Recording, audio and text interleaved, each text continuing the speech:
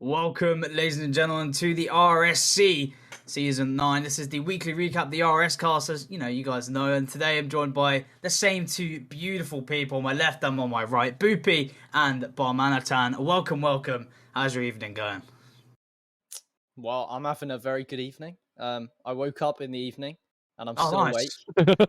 So good morning to you, basically. And yeah, ready to go, Boopy, and see absolutely. another week's action in RSC and how it's all tempered. I'm ready too, but Are we ready? Well, as always, we're going to start it off with the prospects here. Obviously, we've got to look at the results, see what happened in week number 5, and as always, we're going to pass over to you first, Boopy. What results have you picked out over in the Ignis conference?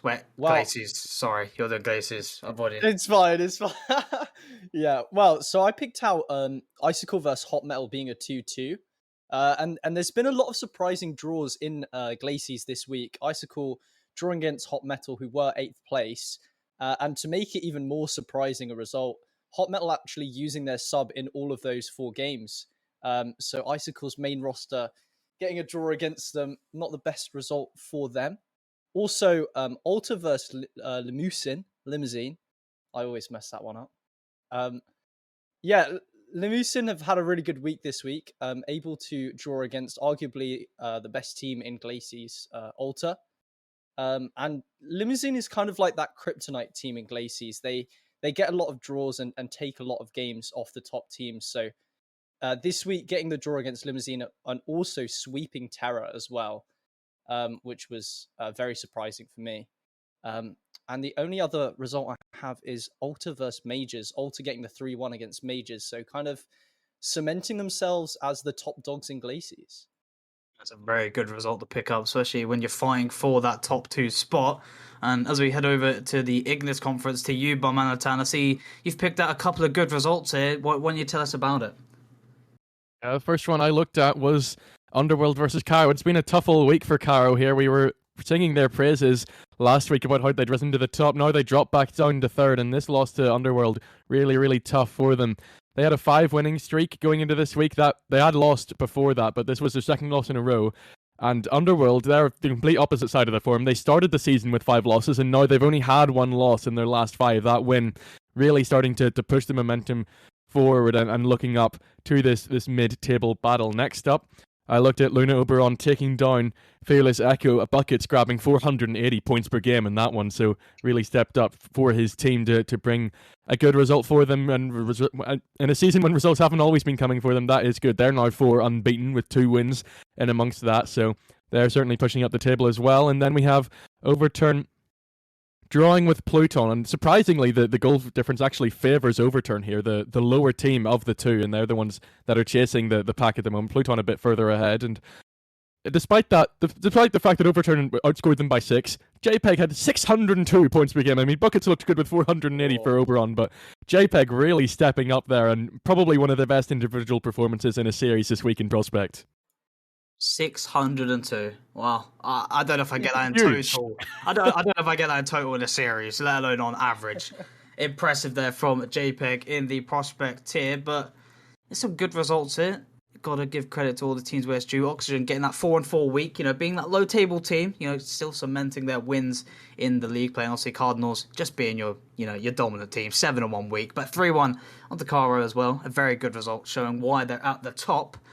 But as we wrap up on the results, we're going to go to the standings. As always, we're going to start off with the Glaciers side first to see how it matches up. Boopy, take it away. Yeah, well, Alta making their way to the top, tied with Mages on 26 wins. Tartarus have had a really good move this week, up into 3rd. Icicle down into 4th, tied with Micah Faction for 4th. Xeno in 6th. Terra and Hot Metal now drawn on wins in 7 and 8. Limousine on 16 wins in 9th, and Prelude in 10th. Well, why you gotta say it like that? Come on. I kept stumbling me words, but... Okay. You gotta respect that. I mean, this is the bit I love when it gets to this part of the league play. Like, look at 10th. 15 wins, and number 6 is 19. I mean, any one of these teams can make it. It's so good to keep a watch and keep an eye on these teams in these future weeks of league play. But That is going to wrap it up for the Glaciers conference as we're going to head over to the Ignis side where we do see a little bit more of a spread at the top. Barmanitan, take it away.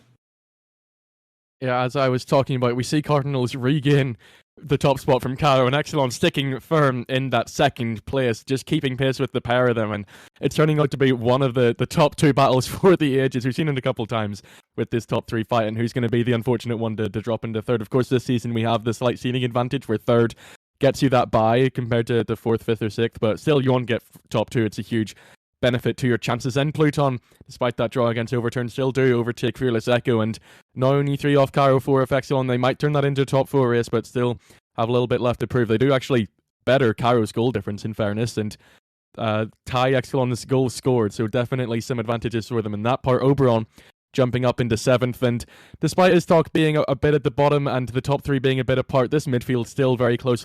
Pluton and Echo fighting for 4th, which is still going to be a bye. 4th will get 1 match further than 5th to start off with, and then we have 4 teams with 2 wins apart. Oberon, 2 Underworld, and 6th to 9th fighting for that last place. It'll be very interesting to see. It's another tough week, and it's another week where they've had managerial issues where the decisions have gone against him and they haven't followed the rules correctly, and they've dropped a couple games to forfeits because of that. But still, the results haven't been all there either, and it's going to be one they're going to try and turn around. But one of those teams that look like they might be one of the first teams eliminated from the playoff chances.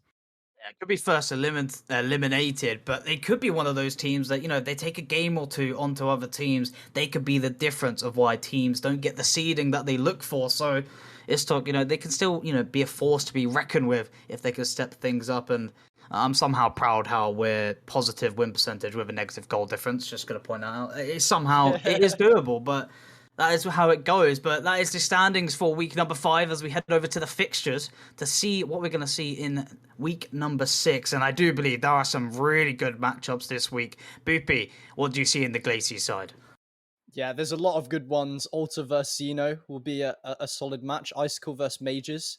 Icicle versus Alta, that'll be a good one. And also Tartarus versus Mages. Tartarus have pulled off some really good results recently, so I'll be interested to look at that one. But another interest for me will be Terra's matches as well, making a roster change this week, removing Jay Kuziak from the roster and signing Burger Bros. So it's going to be interesting to see how they perform with the new team. It's going to be very interesting how Burger Bros can step up to the plate for his team. But over to the Ignis side, Barmanitan, what fixtures here? I mean, I can see some juicy ones, but point them out for me. I think the interesting dynamic here is this top 3 with that little bit of separation to 4 and 5, Pluton and Fearless Echo. But these 2 teams have the chance to try and narrow that gap. Fearless Echo play 2 of the top 3 in the Cardinals and Cairo. So if they get wins there, then they're certainly part of that top 2 chasing group. And then Pluton have a slightly easier job because their second match is against Oberon, but before that they'll play Exelon, and again it's a chance to narrow that gap, get these wins against these teams above, these really tough teams above them. So of course there's a chance for the gap to widen even further, but I believe that these games are going to be really close and are going to be huge catharsises in this season about who's going to end up in those driving positions for the top 2 spots. Further down, there's still important matches. Oberon have the tough draw against Pluton maybe, but then that match against Overturn, 6 versus 7, they're both tied on wins. That's another huge one to see who's going to get that last 6th place. Talking about the top 5 race, there's still one more playing space in there, and Oberon versus Overturn could be one that decides who's going to try and pull away from the other. Well, my personal favourite here is going to be the Cardinals versus Underwood. Cardinals such a dominant team, plus 64 goal difference in this conference, a very strong side. And, we talk about Underwood kind of bouncing back a little bit here. The last 5 games, only dropping 1 series in a loss. The others have been draws, 3 draws and a win. So it's going to be a good test for Underworld to see how they do put up against the best. But we'll see how that rolls out in week number 6. As you can see, the dates of when they'll be played. But that is it for the prospect tier, as we're going to head over to the challenger tier now. But first of all, also, we get into the results so we can see the juicy stuff. And Boopy, you've picked out some good results here. Yeah, so Parthenay is able to take down Shrine in a 3-1 scoreline. And Shrine, up to this point, have kind of been cemented the second best team in Glaciers. So losing out to Parthenays in that series allows a few other teams to catch them up. Neptunium also 3-1ing Shrine as well. So a 2-6 week for Shrine, not the greatest from them. Orcus able to get a draw against Glacier as well. Glacier have been the kind of the top team in Glacies for a while now. And Orcus, I do believe they are quite low down. In fact, they are 10th at the moment. So, getting that draw is huge to them. I do believe they were using an FA sub, and they've now signed that player to their actual roster. So it's going to be interesting to see how Orcus kind of perform with the new roster. They've already, got the 2-2 against the top team. And it'll be interesting to see kind of where they go from here. It should be good momentum when you face another top table team. But heading over to the Ignis side, Barmanitan, I see that you've picked out some pretty good ones here, especially from Masai, the 3-1 onto Overall, which is a pretty good result. Yeah, it's one of those ones where you're looking at the teams that have lost at the top, teams that have won at the not at the bottom. Masai are joining that top group, but it's the only loss from the top 4 teams this week in Overrule, and considering they're at the top of the table, it's definitely going to dampen their chances of being able to keep that. Now tied with Fearless Delta, and Masai and Cerebus trying to catch up. It's a big one in the terms of the turning points of who's going to grab these top 2 playing positions. Then we have Atlas drawing with Crusaders, and that was actually a 6-minute OT in Game 4 for Crusaders to take it into a draw and make sure that they didn't let Atlas pure domination there. But it's another disappointing one for Crusaders, I'd say, considering how many struggles Atlas have had still yet to find a win, and yet they're getting this draw on the Crusaders with Mayer getting 533 points per game. A lot. It's not quite as much as JPEG was, but did a lot of work for Atlas there and pushing them up. And I mean, they're another team like Iztalk in Prospect that have a risk of their season being ended very early here, but if they get another draw, a couple draws like that, then they should be okay, although, of course, their other result was a sweeping loss against Overrule, so many difficulties to be had for them. Next result that I picked up is Helium sweeping Zion, and this was a series that Nad played for Zion. He has now been cut. They've brought in another, I think it's Xenogenesis, or just Zeno he's now known as in the server that they brought in. No, that's a different team. No, it is Zion, yeah. Okay, that's a new sub, but I mean, if they've got a sub that isn't winning them many games, then that's really going to hurt you if you're, because you can't always play main roster. You have to get those sub games in, and it's clearly the reason why Zion have gone that way, because they're now in danger of dropping into this mid-table battle and not even being guaranteed of 6th, but that's what I picked up in the Ignis side. Looking good, and obviously Helium, you point out their 4-0, they get that 7-1 week as well, the 3-1 onto Arcus, that was on stream, and it was a great series to watch. I believe we had another 6-minute overtime as well. I'm hearing so many 6-7-minute overtimes in that week number 5. It might be a record of 7-minute overtimes of a counter, but either way, it's been a great week for some of these teams, and, well, not a great week for others, but either way, you get the short end of the stick, and some of the others, they have a great week. But that is the results for your Challenger tier in week number 5, as we do go to the standings. And as always, we are going to start off with the Glacies side. And Shrine, even going 2-6, they still hold top 2. Yeah, they still hold that kind of second position, position 1 and 2 kind of standing still. Pyromancer's taking 3rd place with 24 wins. Only 1 behind Shrine. Zyron moving down into 4th on 23 wins. Parthenase on 21, staying 5th. Apprentices moving up into 6th. Chorus 7th, tied with Neptunium and Nezuko Gang. And Orcus in 10th. So this is kind of a very close table. Obviously, the top 5 are a little bit ahead of the bottom 5. But, I mean, position to position, it is very close on wins.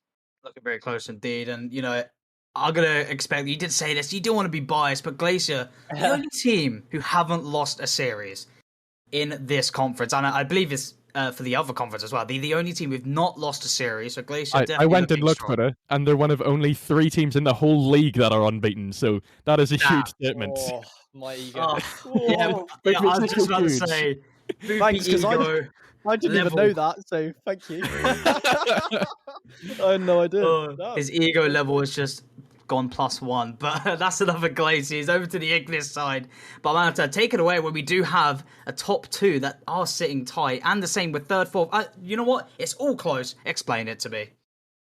It is indeed all close. The only thing we're maybe lacking here that we haven't been lacking in other conferences is that fight for 6th, where Crusaders have dropped that draw to Atlas, and now they've fallen a bit off course. But Still very, very close in other places. The top 2 fight is going to be huge. Overall and Delta hold that 3-game gap at the moment, but when 4 teams are only 2 wins apart in 3rd to 6th, any one of them could find a purple patch and then be really, really close to catching up to them, and that creates huge worries for them, especially when Overrule are losing series to teams like that in Masai, in these teams that are on the up. And I mean, Zion, the only team to go negative this week from those 4 teams, and Helium with that big 7-1 week. There's so many positives to draw for so many of these teams. And I mean, Fearless Delta only on plus 10 goal difference. You look at Massa and Cerebus on more than 30. There's so much worry here for these top 2 spots. But I would like to say that Scoring Crusaders Arcus, you've got to pick it up. You've got to put more pressure on Helium Zion in these next few spots. Atlas, I want to say it's too little too late. Maybe you're the ones to change my mind. But the real question here is if these teams in 7th to 9th can pick up the pace and really make this table all the more interesting. See, after seeing the Arcus series on stream, I was really looking forward to this team in the future, but they did cut one of their players, actually, so I'm interested to see how that roster change is going to work for them, because they did look pretty strong. You know, they lost 3-1, but the games were so close, and I believe the game they did win was actually 6-0, so... You know, they do have an actual good opportunity, but, well, Stefik informed me he left, actually. So, interesting to see what roster change does happen for the Arcus side, as they do have a very strong player spot on the team. But that is it for the standings. As we go over to the fixtures, heading into week number 6, where teams are going to be looking to climb and rise into the standings. Boopy, what can you see for Glaciers? Well, I'm going to be interested in Shrine's games and Orcus's games. I think Shrine's going to be wanting to bounce back after last week. And Shrine versus Orcus looks interesting to me. Orcus with the new roster and Shrine wanting to bounce back. That would be an interesting matchup, as well as Neptunium versus Parthenase. Both of those teams getting the 3-1 against Shrine this week. So it'll be interesting to see how those two perform against each other.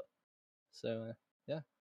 Will be very interesting. Obviously, Apprentice sitting in that 6th position, so their games will be crucial if they want to hold it, especially playing a top dog Glacier. All these teams looking to be the first team to take down Glacier on their first loss. But as we go over to the Ignis Conference, Barmanitan, any results to take your fancy? Not results, fixtures, sorry. They've not been played yet. Indeed. In the future. This is that's next Monday. Yeah, but there's definitely quite a few in here. You know, talking about this top 2 to the next 4 dynamic. We have the top 2 each facing off against each of the 4 teams. So overall, they'll take their picks against Cerebrus and Helium, who are 4th and 6th, and then the other team, Fearless Delta, will take on Masai and Zion. So each of the 4 teams are getting a chance to prove themselves against top 2 once more and see if they can finally narrow that gap, get into the top 2, where there's still that 3-game gap, 5-game gap for Helium, who are a little bit further off the pace. So many games that are going to be interesting to see if the chasing pack can form into a top 6 or if it will stay top 2 and overall, and Delta will pull away further. And then in the 7th and 9th fight, I think the big one is Crusaders versus Arcus, which is going to go down on the 25th. That one's another one where Crusaders 2 ahead, but then 6th behind Helium. Either of them really need a sweep there to get back on track and really make sure they at least have a chance at 6th. If either of them lose there, then they might be joining Atlas in that season over and done position.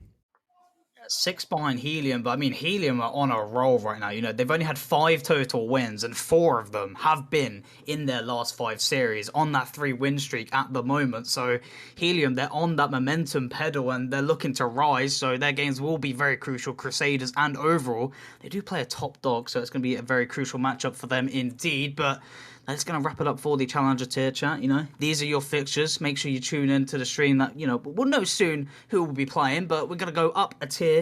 We're going to go up a level to the rival tier now. We're going to see the week 5 results. Boopy, as always, take it away with Glaciers. Take us away. Well, Uranum was kind of surprised me this week. Uranum versus Arena Tribe getting the 2-2.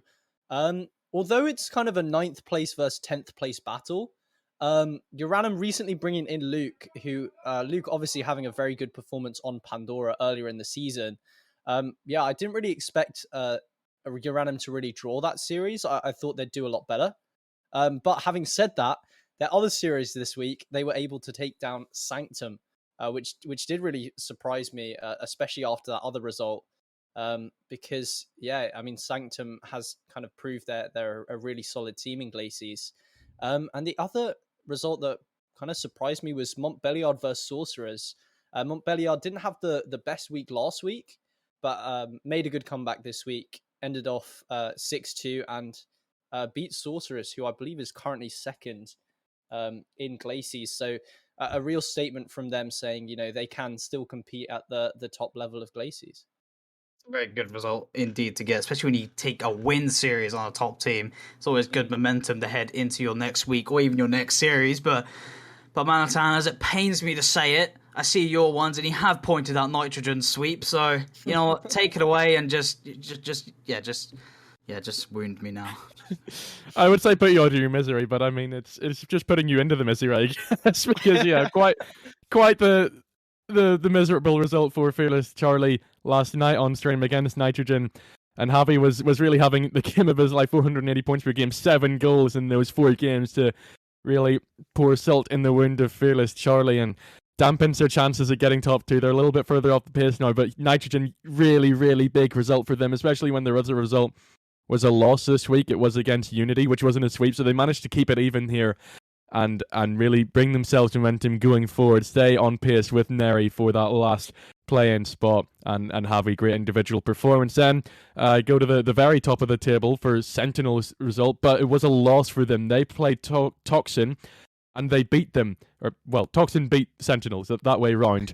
And it means that Sentinels haven't got this unbeaten run anymore. They did lose that in the week before this week, but still, that's their second loss on the board now, and yes, they bounced back, but they're looking a lot less immortal now as such, as Europe are only 1 behind, and although they did outscore in goals, Game 4 was a 9-2 win, so obviously they're still a hugely talented team. Frizz had 10 goals throughout that series, scoring 2/3 up for his team, but yeah, Toxin did still take it. A lot of that was down to Carlitos' 10 saves, trying to match Frizz's 10 goals, and yeah, good defensive performance from him. We've seen it a lot in previous seasons in play-ins as well. For Internet Explorers last season, he did really well on that front. And the last one I looked at was Pandora versus Neri, talking about Neri. And it's an interesting one because it was a really high-scoring game. Each team had at least 3 goals per game. And then there were like 4-3, 4-3, 6-3, and then something else.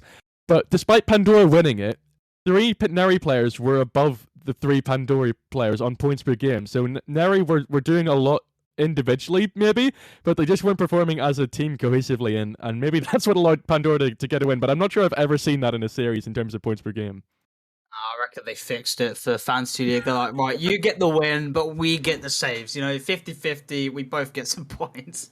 LC Cefic there, making it clear he wants us to know that B wasn't there for that fixture. So maybe it could have been different. Maybe it could have been a victory indeed, but you never know. But that does shake up the standings actually for them, as we will see very shortly as we go to the Glacies conference first.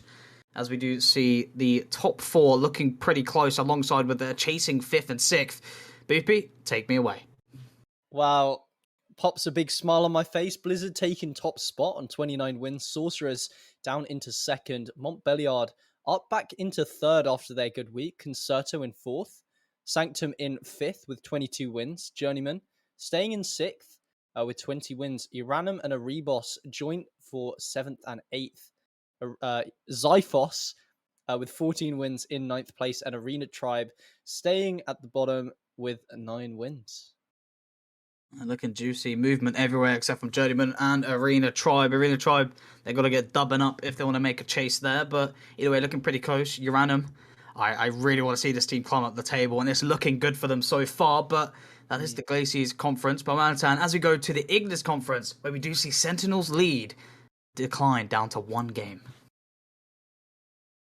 Yeah, they'll not be happy with that one and how the week's gone about how, like in Challenger Ignis, this top 2 is being threatened by this chasing pack. Fearless Charlie, yes, you dropped it at 4-0 sweep to Nitrogen, but still making it very close, and especially with Sentinels. No, I wouldn't say downturn in results, but it's definitely not as strong as it had been in the opening couple of weeks, with 2 wins and 2 losses in their last 4. We also see Unity, Toxin, Neri, all there. I'm just noticing about this table that there hasn't been a single move, so that's not something we always see, but it doesn't mean it's any less close. It's not. Well, I think I've seen it in at least a couple tables. Maybe not this season, but definitely last season. But yeah, so the table may be growing to a standstill, but if this happens again, I'm not sure if I'd ever seen that, because there's a lot of teams tied here. Unity, Toxin tied on 22, Nitrogen and Pandora tied on 18, so Yeah, a lot going on that front. The only other team that is I want to point out is Overkill. They're still having a very, very tough time. I mean, Hydra also winless like them, but they've grabbed 4 draws, whereas Overkill have only gotten 1. And they have switched the roster around here, brought in Taffy and Clixie, and they still haven't gotten anything on the board. It's getting concerning for these teams at the bottom with only single-digit wins, because they're already well off the pace, 12 off of Neri in 6th, and it's getting more and more concerning. Minus 63 goal difference, well off the pace at the moment if they want to revive their season. You talk about that roster change with Clixie and Taffy Jones coming in. Obviously, we played Overkill recently, and the games were very close. And Clixie's a very strong, very solid player. So I'm interested to see how Overkill can convert that and maybe take some games off those teams who are trying to catch up into the play-ins, or maybe trying to push into those better seeding spots. To be interested to see in the future weeks, but. There's the standings for the rival tier as we head over to the fixtures now to see who will be playing in week number 6. Boopy, Glacies, which one takes your eyes? Well, I'm looking straight at Montbelliard versus Sanctum. I think that's going to be an interesting series to watch, as well as Uranum versus Montbelliard as well. I think Uranum, they've been on a little bit of a climb, had some good results, and Montbelliard being that kind of third place team, it's going to be interesting to see how Uranum perform in that series. But yeah, I think those are the two I'd choose. I mean, maybe Blizzard versus Xiphos. Xiphos being a pretty solid team in Rival, that one might be interesting. But yeah, those are my 3. Oh, as in chat, we have been reported that the Sanctum Montbelliard game has been played. Ooh. It was 2-2.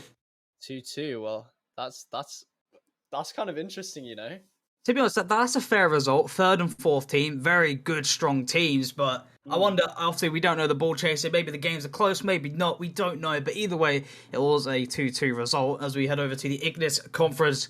Barmanitan, which fixtures are you going to be watching out for this week? Yeah, I think I mean, the one top 3 team, or maybe top half team that I didn't really talk about was Yoruba. And it's just because of how consistent they are. They've got 8 wins this season, 5 on the bounce at least, maybe more. I'm not exactly sure of that, but this week maybe still more tests for them. If they can keep this winning streak up even longer, it's going to be incredible, and they will definitely overtake Sentinels at one point or another. But taking on Charlie, take that recent hit last night, and then the other match against Nitrogen, who have just gotten that recent win. So 2 teams with opposing momentum going into this week, and it's going to be interesting to see if they can just keep taking down whatever's thrown at them. They just seem to be invincible at this rate, where they're always looking to be the team to take down whatever's put in front of them. Elsewhere, there's more interesting fixtures to come up about deciding these teams. I mean, we have Pandora going up against Sentinels. That's a big test for them to see if they can catch up to Neri in 6th. I mean, that's going to be, I think, a big fight. Nitrogen, Pandora, and Neri fighting for that last spot. I'd say Toxin and Unity should be a little bit more safe. Although, I mean, there's chances for Pandora here to beat them as well against Unity and Toxin. Unity and Toxin both going up against Luna Hydra, so that's another chance for them to pull away, considering how much Luna Hydra has been struggling. So lots going on this week, but I think Yoruba is the main case to see if they can overtake Sentinels with the next test coming their way. Yeah, Yoruba, especially, they beat Fearless Charlie as well in their first matchup. So if they beat them again, they will settle that tiebreaker as well. Even if they get a draw, they'll win that tiebreaker. So they could secure themselves that top 2 if it comes to it. But Toxin, I'm looking at here, the matchups aren't tough, but they're playing Luna Hydra and Overkill. This is where they could possibly go for that 8-0 week. But either way, they could look for a double win here and push themselves, maybe going for 3rd or 4th for that seeding for playing. So it's going to be interesting to see how Toxin can step up when they have these opportunities to catch up to these top teams, especially when 2 of them are playing each other. So we'll see how that goes down. We'll see Yoruba playing Nitrogen today, so we'll see how that goes. Nitrogen, please, you swept me, so please sweep Yoruba. That would be, thank you very much. But that will be it for the rivals here, as we go up and up again, all the way to Elite now, as we're going to head up to the results to see what's coming. Arkham saying there's a result incoming, so we will get that to you shortly, but we'll have a look at Elite whilst we're waiting for it. And I mean, it's looking good, and obviously, as always, Glacies, this is your conference here, Boopy. Take me away. I can already see your team's 2-2'd and got a loss 3-1. I got to, downgrade your ego a little bit. Man. I mean, to be fair, it is against first and ex-second, I do believe. But yeah, the result. One of the results I picked out was Rhapsody versus Bladesmiths. Rhapsody beating Bladesmiths 3-1. And Bladesmiths kind of early doors started to kind of run away with Glacies. They were quite far. They had a big lead at the top, but Rhapsody taking them down in a 3-1 kind of scoreline. That was a good result from them. Also, Avalanche versus Zala. Zala, I do believe, were second at the time of that match. And, you know, Avalanche making a roster change, picking up Anthony, a player from Argon, who performed really well over there, now coming over to Glacies and 2-2ing, the second place team. I mean, Zala had a really interesting week this week, going 2-2 against Avalanche and also losing out to Oracles, meaning they kind of moved down from second to fifth. So, a few surprising results in Glacies. Yeah, Zala, maybe not the best week, but they do hold themselves in that playing position, as obviously we will see shortly. But before we move over to Ignis, the Yoruba result was a 3-1 in favour for Yoruba, so it's not smiles from me, so yeah, GG's, I guess. But as we go to the Ignis conference, Barmanitan, I can see some good results here myself, but which ones stand out for you? The first thing I looked at in terms of matches was Eros beating Argon, another top of the table fight when there's been so many in Ignis. Has been one of the most exciting developments.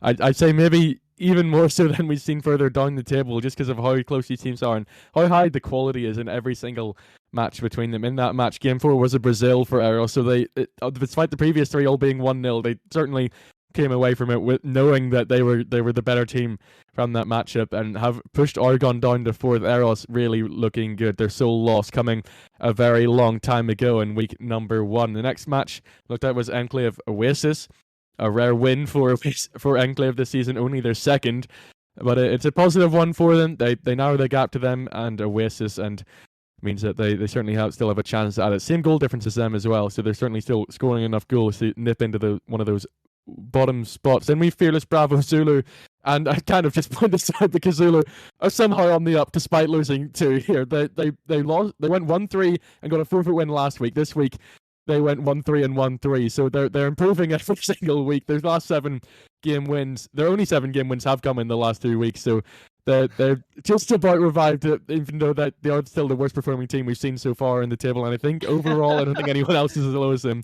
Okay, Haven and Master are, but as we'll come to them. But yeah, just about left themselves enough time to feasibly have a chance of pushing up. But still, all the roster issues are there for them, and I don't know if they will be able to go all the way. And it's pretty doubtful considering they're still getting 1-3 defeats, and that's a positive for them.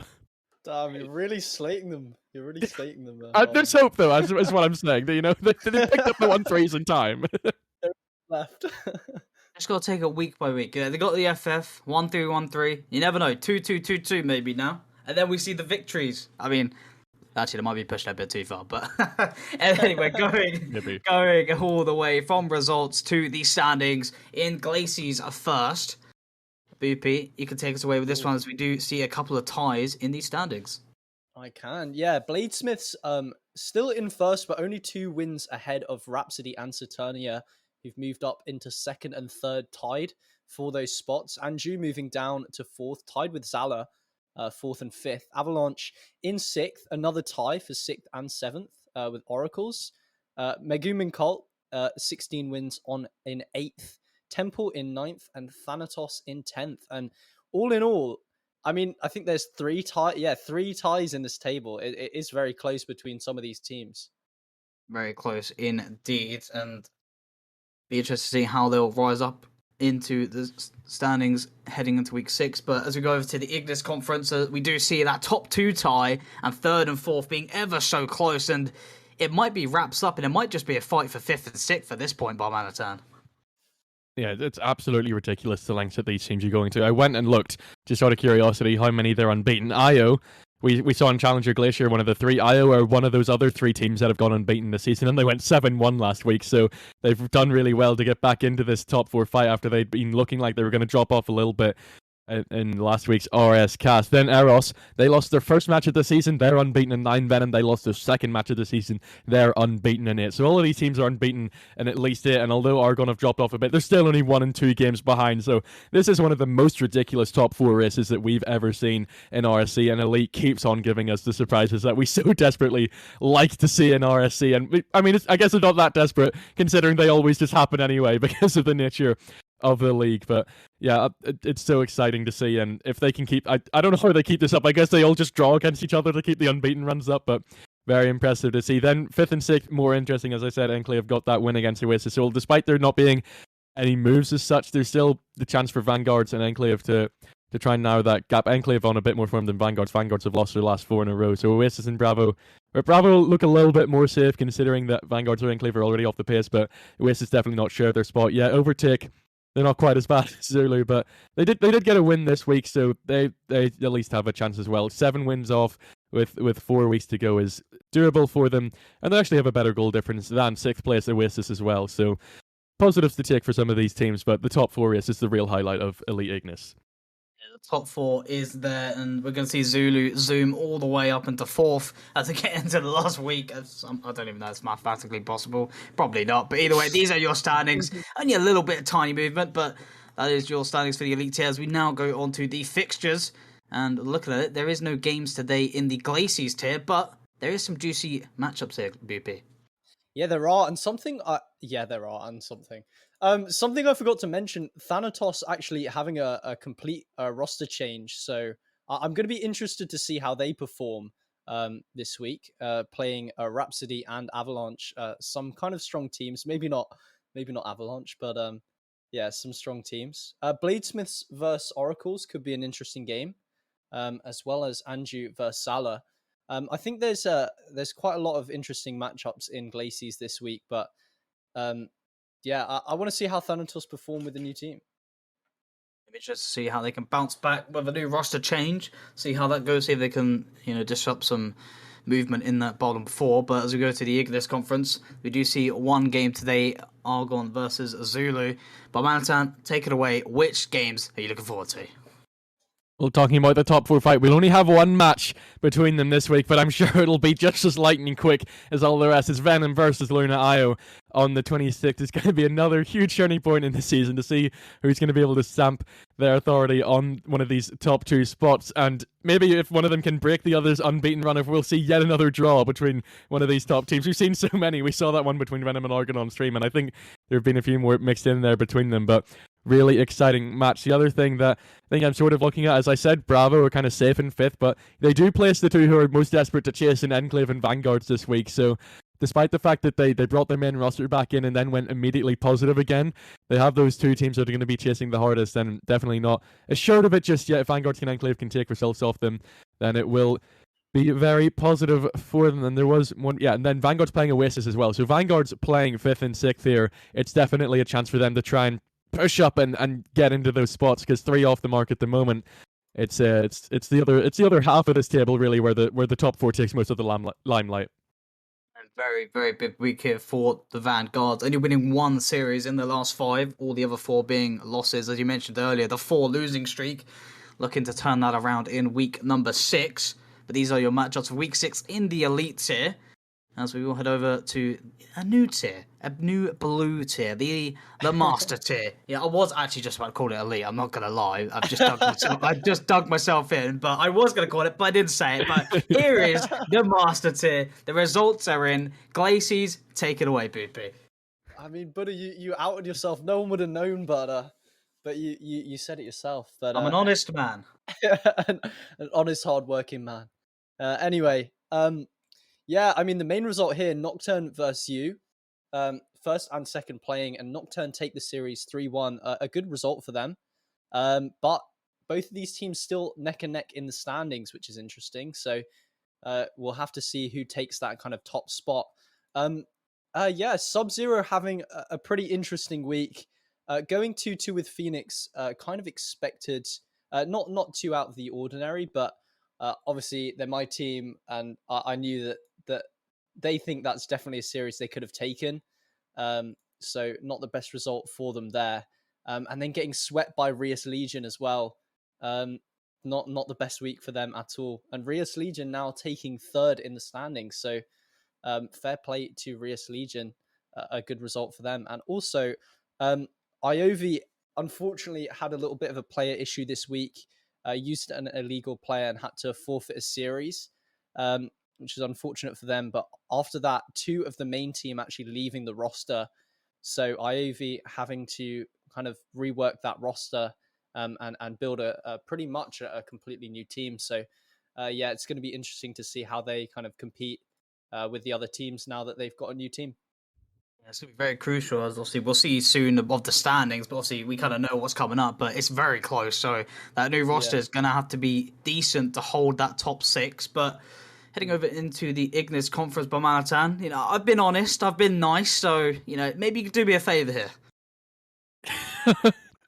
I'm not sure I can do any such thing, but because we're back into the fiery depths of the hell that is the Fearless Alpha team from your franchise, and this week was one of the low points of this season, because one was a forfeit and one may as well have been a forfeit because none of the main players showed up, and it was against Storm, so I made the point that it's a positive for Storm when they've been really struggling, but at least their players are not turning up, which cannot be the same said for Fearless Alpha, who are at risk of being overtaken by Storm in the bottom spot. But no, elsewhere we do see Perks take down Luna Titan. One of the shocks of this week in Ignis sees Perks push up that little bit in the table. It's one of the closer tables. We've seen a few in this cast where they're quite spread out, but I think each position is quite close to each other.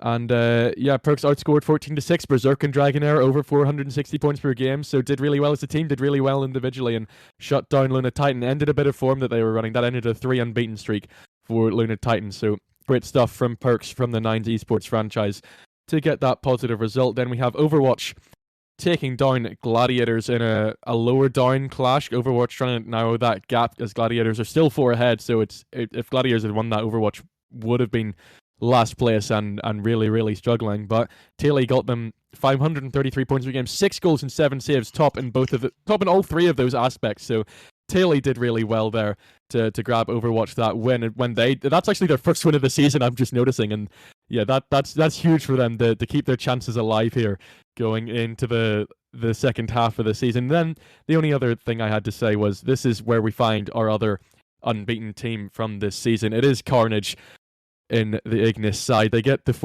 I think it was the forfeit over Fearless Alpha, and then the other result is a 2-2 draw against Enstanium. So not the best week for them in terms of their ridiculously high standard, but still keeping themselves very clean at the top. And if I go quickly check, they are not the first team to reach 30. They are the second team to reach 30 together with Glacier. So they might have got there first. I'm not sure who did get there first, but Glacier and Carnage, the only 2 teams on 30 wins. Carnage is just an incredible team to try and take down. Unbeaten, 7 wins, 3 draws, looking like they are going to be playoff favourites. Yeah, the pain, as I like to see this tier, I would like to move on very quick, but I got to talk about it. Obviously, got to get new roster changes to see what happens. We might be back here with another 0-8 week. We'll see what happens in the next RSCast, but yeah, just get off the screen, please. Thank you. Let's move over to the standings real quick. Actually, it's going to be more pain. I'm just going to see myself in later on, yeah. Boopy taking away with Glaciers as we see the 2-way tie in first, second, third, fourth, and almost one in fifth and sixth. Oh, yeah, a lot of ties on this table. Nocturne and Zoo tied for the kind of top spot. Rias Legion and Phoenix tied for third and fourth on 24 wins. Sub-Zero in fifth with 22 wins. Iovi in sixth with 21 wins. Hades, 20 wins. Chianina and Warlocks and Haven then follow. But seventh to first is really very close. I mean, there's only really 6 wins in it. That is very, very close. And obviously, I mean, that's just 1 week. One really good week and can put you up then. It's going to be interesting to see how Iovi will actually respond to that as well. And obviously Hades being 1 game behind 6. So I think this is a really good opportunity for these, teams that aren't in play-ins. Maybe use this week of Iovi getting a new roster to go above them and get their opportunity to get in the play-ins whilst they can and see what they can make of it. But this will wrap it up for the Glaciers conference as we go over to Ignis. And we are going to see, obviously, Carnage, 30 wins, unbeaten. staying at the top. But Barmanitan, take it away with the Ignis standings. Yeah, again, maybe I did miss this part of the table where the top two are pulling further forward in Carnage and Titan. Carnage have that 4 gap to Titan, and Titan have that 4 gap to Dion and Dogon. But, they dropped their series to Perks, meaning that there's still hope for them.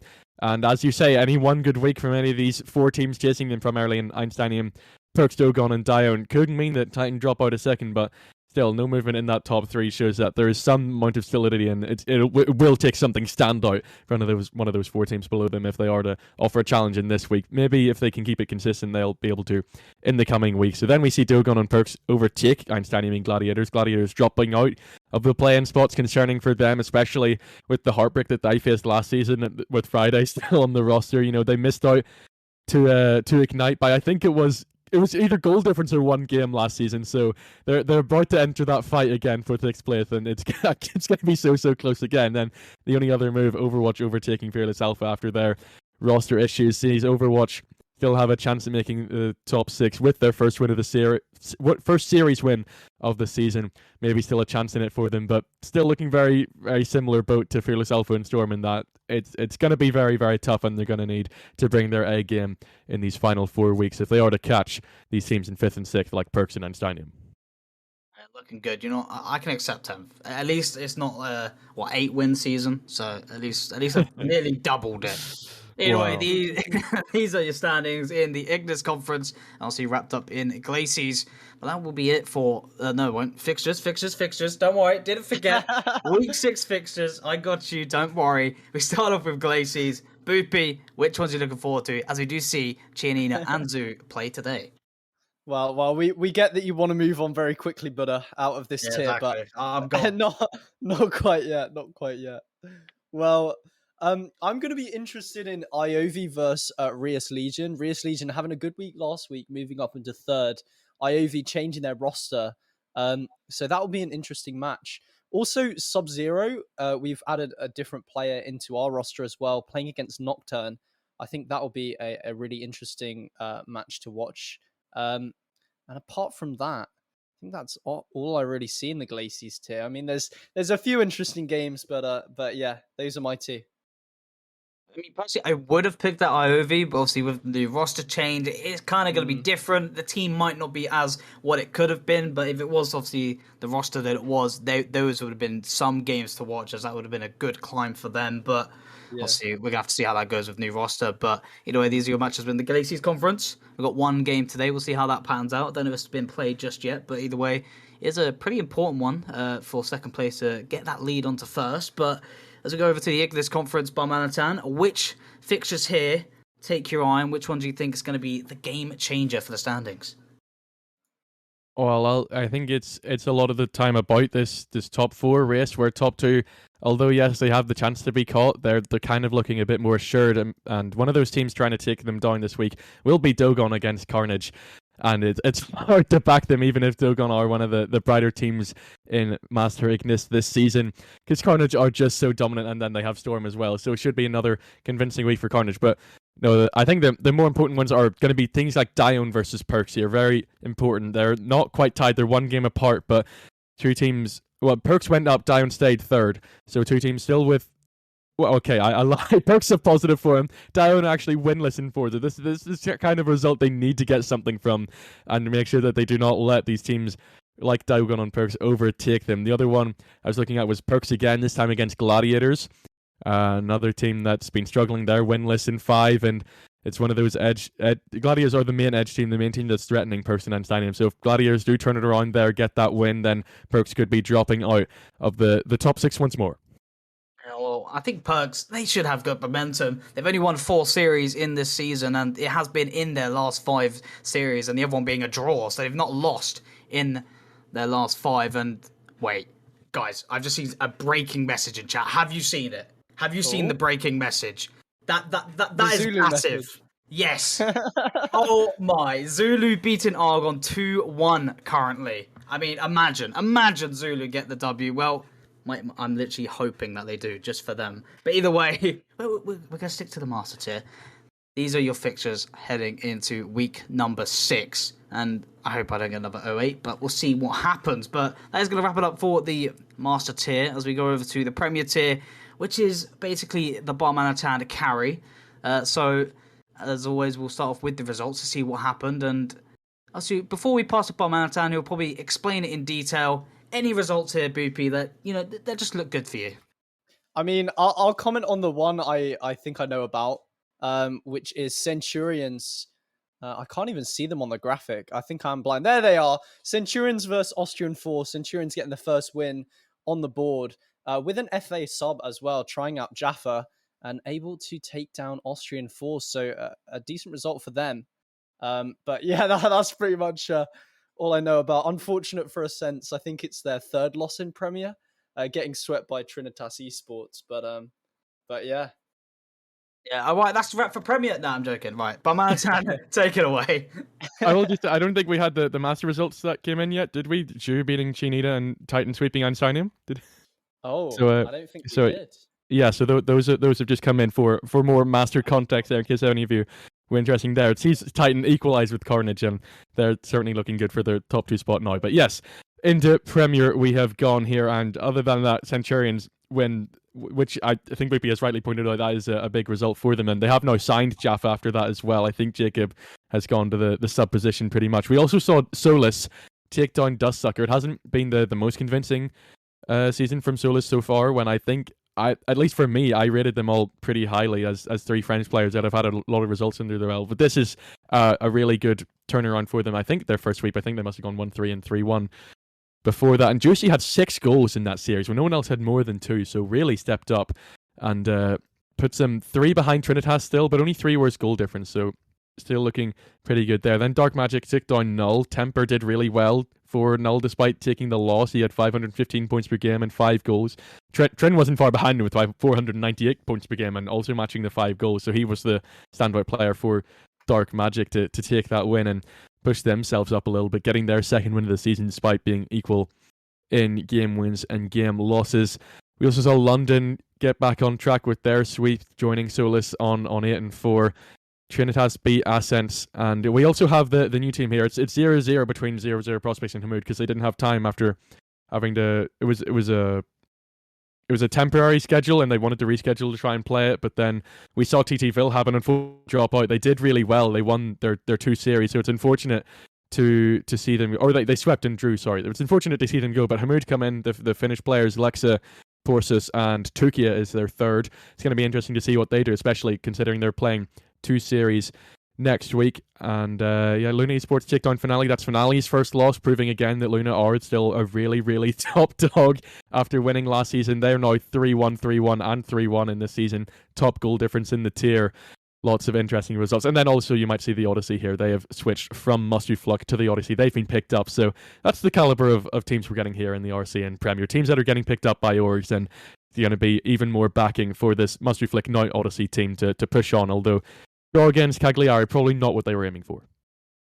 Yeah, and obviously as we head over to the standings, obviously Galici's first, obviously Hamoud, 1 series behind, sitting in 3rd. I mean, talk about that, that's got to be massive for them heading into this week with 2 series, obviously 1 in hand. This could be, this could be huge for them, and I think the team names are wrong again. The wrong conferences again. I had to double check. I was double checking I wasn't butchering again, but I was like, no, this isn't me, right? Surely. But, all right, so Ignis we'll start with. Yeah, and I like Hamoud, well, somewhat unlike Hamoud replacing, where they've gotten a very favourable start thanks to TT Vilhaben. We do also have Ascens dropping out. The team didn't want to play anymore. We see it in the main draft league where teams disband, but in Premier we have to replace them. So Ascens has dropped out after losing their first 3 series, and we will be bringing in MCon LG Ultra Gear. That will be Kazar, Tepra, and what a name. Joey, I think you'd say it in Dutch, I guess, will be their 3rd after they'd dropped Yarno from their main roster. So yeah, they'll be coming in 2 and 10. It's a much tougher start for them, but still not halfway through this season in Premier yet, so obviously time to bounce back. And 5 games off the mark will be difficult, but they're a top team. They won the first RSC Weekly under the name Gemini Storm, so we've seen their dominance already here in this league as such, and it's going to be interesting to see what they can do to bounce back and overtake teams above them, like Nami Grid, like Dark Magic, who have just won and are getting that good form under their belt. Looks like Luna Esports have a good opponent there, and obviously I'm just matching it. Obviously, we're not going to see both standing at the same time, but they literally have the same goals conceded. The difference is 1 goal scored. I mean, I can't wait to see these two teams match up against each other if it happens in the playoffs. But we're going to head over to the other conference. On the screen, it's going to say Ignis, but it is actually Glacies. Yeah, I had to make sure that was correct. It is kind of screwing with my brain as well. But now this is what I was talking about with Hamoud. They've got that series in hand, and they're sitting in third. And obviously, 0-0 prospects, series in hand, so they can climb up the table here, Barmanitan.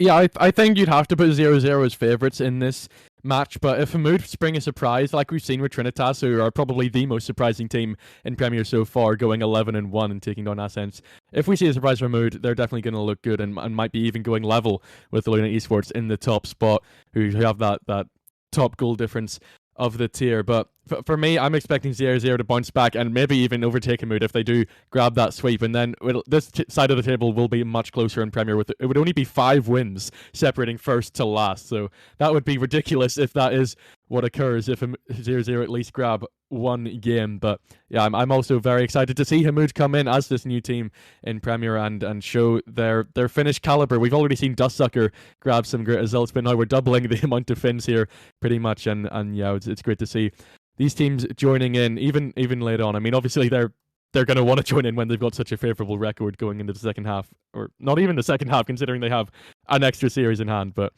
yeah, I cannot wait to see the match and whether Hamoud can take on TT Vilhaven's great legacy with pride. I'll talk about can't wait. Well, we'll head over to the fixtures to see who will be matching up against each other, to see what could switch up in these standings. And Boopy, is there one here that you look forward to? Well, I'm a big fan of the underdog story.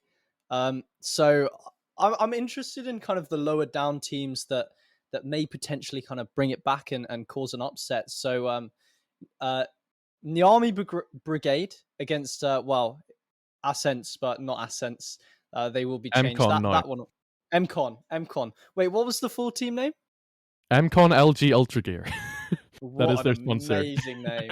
What a name. Oh my god, that is brilliant. Yeah, I'll be interested in that one. I'm also going to be interested in Centurions games as well. I have to rep the boys over at RSCEU, so them against Finale. I think those are the 2 I'd choose. Looking tasty, and yeah, I'm just going to agree with you, Boopy, so we can just pass it to Barmanitan. Yeah. Yeah, back the RSC, right, pass it over to you. Up the RSC indeed. It's going to be another tough test for them. Well, I don't think many were expecting them to take on S3 so maybe Jaffa was that missing link and they'll get another good result against Finale. That will yet to be seen. And Ignis, I think that is an interesting one, seeing MCon come in and seeing if they can take down Nami Grid, one of the teams that people don't rate quite as highly in this tier, but they've still gotten 3 wins under their belt and a draw, so clearly not going to be pushovers in that series. Also, Solas versus Dark Magic, heading toward that upper half of the table where they both come off of a win as well. I think that's really interesting to see if Dark Magic can get a result there, because their 2 wins have been against, I'd say, the 2 lower down teams. So if they can get this result against Solas, who have just come off a really, really good sweep of Dustsucker, then I think you have to give Dark Magic a lot more respect. The Arabians coming off of some great regional results. Obviously now those have paused for the major that's going on this weekend. Make sure to tune into that, guys. There's going to be some great action here. Not quite any RSC players there yet, but we almost could have seen some Dark Magic player there, as Mizixi was pushing the teams close. Any other matches that I would say? Maybe Hamoud, another one of their first matches against Cagliari, who have been grabbed 2 draws against teams that maybe they weren't expected to grab a draw against. So it's another interesting one for Hamoud to see what they can do on their debut week in RSC. And then 0-0 Luna, I think, as well. 0-0, team that have much struggled despite being rated so highly at the start. And Luna Esports, a team that have much followed through on their high rating at the start. So it's going to be good to see if Luna Esports can continue their phenomenal run so far, or if 0-0's prospects can finally prove that they are forced to be reckoned with in this RSCEU Premier, at least. Yeah, well, they've got the triple 3-1 back to back, so maybe they could do it a 4th time and just make a repetition of that. But that wraps up for the Premier tier, and well, that's all the tiers wrapped up. Now, the next stage, Barmanitan. Do we let Boopy have it, or do I give you a break and I take it? It's a good question, that's but the real thing.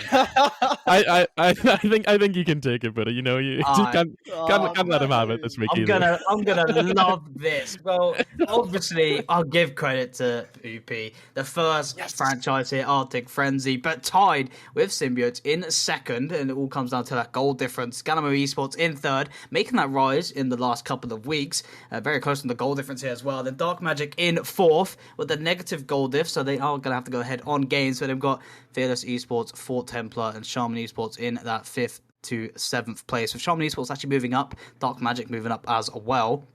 And also we've got Zimcha, Overture, Forge, Element Esports, all sitting in that middle bit there, moving up and down, switching around, just saying, yeah, we'll trade places for this week and we'll go back there next week. And then we've got Ox Gaming, one of the teams sitting still in 12th place. Pretty good standing to be in, and then obviously followed by Sanctuary dropping down a little bit, then System Solaris, Luna Esports, Voltec all sitting still just in that lower part there, and then Waifu Fan Club making the rise.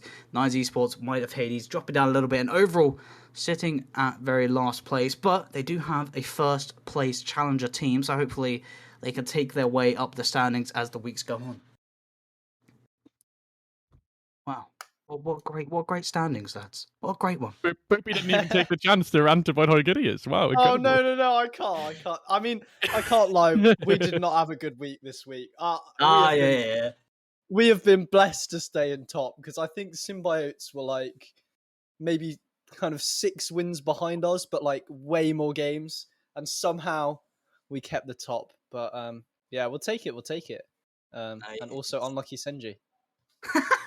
Wow. Well, we'll save Senji's pain, but we do have the special guest for tonight. Some of you will know him from the community, and obviously we all know he was on stream recently. It is Cairo. Cairo, welcome here to the RSCast. Hello, how are we? I'm doing great. We've had a good night, and it's getting even better. We get to interview you as well. And obviously, before I pass you off to these two, I know they've got some pre-planned questions here for you to talk about as well with your past experience in the RSC. I want to talk about that series. I mean, how did it feel that you popped off? I mean, you're an incredible player. Seeing you rise up, obviously from rival, it's incredible. I mean, how technically it's to help me, Cairo. How do you get better at Rocket League? Because I need to know. To be honest, I want to thank a lot of people helping me out. People like Axelos last season helping a lot with coaching. My GM, by the way. Of course. It's kind of I've just kind of, even since joining in season 7, I've always kind of played underdog. I've always had people doubting me, which I guess this season it's not going as great, but we're still getting there. There's still time. You never know. You're only 3 games behind into the play-in situation, so it's not over until it's over. But obviously, congratulations on that series. Obviously, it wasn't a victory, but you played well. But I'll pass you over to Barmanitan first. I'm sure he's got a handful of questions for you. Yeah, okay. Well, welcome to the stream. Interview number 2 for me and both of you here after last night. But yeah, I'll jump further into the season. We talked about it a bit last night, but your 3 wins off of Avalanche here. We've talked quite in depth about how this past week had gone, but how do you envision, at least in the near future, it going in this next coming week? Do you think you can already jump into the play-in spots ahead of teams like Oracles and Avalanche? Or do you think it takes a bit more time, especially getting used to the roster again and Con coming back from IR? I think now that hopefully we have a bit more of a stable roster, bringing in Roll is huge. Because I think part of the reason we had a shaky start, thanks to Con having some interesting things happen, but I felt like because of the roster being very inconsistent, I was kind of demotivated. My hours were very low. Anyone that knows how I was seasons before would realize how little I've been playing compared to how I usually am. But I think now I have a lot more motivation to grind. Hopefully my teammates are the same way, and might as well start climbing now rather than later. Yeah, absolutely. The other thing I'm gonna ask here about is, this season we've introduced prize pools to every tier, and Elite has been one of the biggest benefactors of that, jumping up to the £100 prize pool. Does that affect how you want to play here, or like, do you think the honor of winning RSC was already enough? How do you think that prize pool does come into the actual gameplay of this tier? Well, when you're eighth in the table, the prize pool isn't exactly within reach. But fair.